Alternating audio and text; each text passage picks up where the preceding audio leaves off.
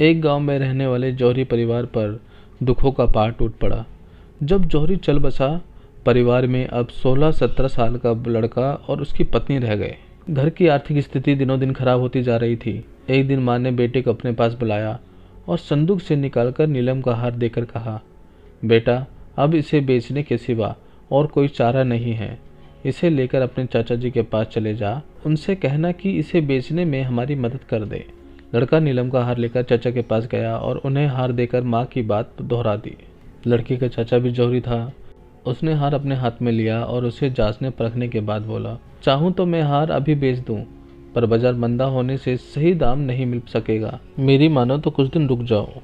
अभी मैं तुम्हें कुछ पैसे दे देता हूँ, इससे कुछ दिनों तक घर का खर्चा चल जाएगा।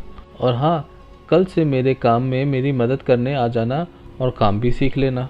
लड़का नीलम का हार और चाचा के दिए हुए पैसे लेकर घर लौट जाता है। अगले दिन से वह रोज चाचा की दुकान पर जाकर हीरे, जवाहरात व रत्नों की परख का काम सीखने लगा। साल भर में वो रत्नों की परख में इतना माहिर हो गया कि उस गांव में ही नहीं, आसपास के गांव में भी उसका नाम हो गया।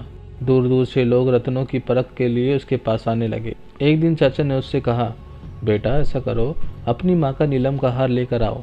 अब मंदी नहीं है, हमें उसके अच्छे दाम मिल सकते हैं। घर जाकर लड़के ने माँ से नीलम का हार मांगा और खुद ही उसे परखने लगा। परखने पर उसे पता चला कि वह हार तो नकली है। अगले दिन वह खाली हाथ चाचा के पास पहुंचा। चाचा ने पूछा, बेटा तुम हार नहीं लाए? लड़के ने कहा, चाचा जी वो हार तो नकली था। तब चाचा ने उसे बताया, बेटा जब तुम पहली बार वो हार लेकर मेरे पास आए थे, मैंने तब ही उसे परख लिया था और वो नकली है, लेकिन मैंने तुम्हें नहीं बताया। उस वक्त तुम लोग बुरे दौर से गुजर रहे थे, सोचते कि बुरे वक्त में तुम्हारा चाचा तुमसे दगा कर रहा है, इस तरह हमारे रिश्ते बिगड़ जाते।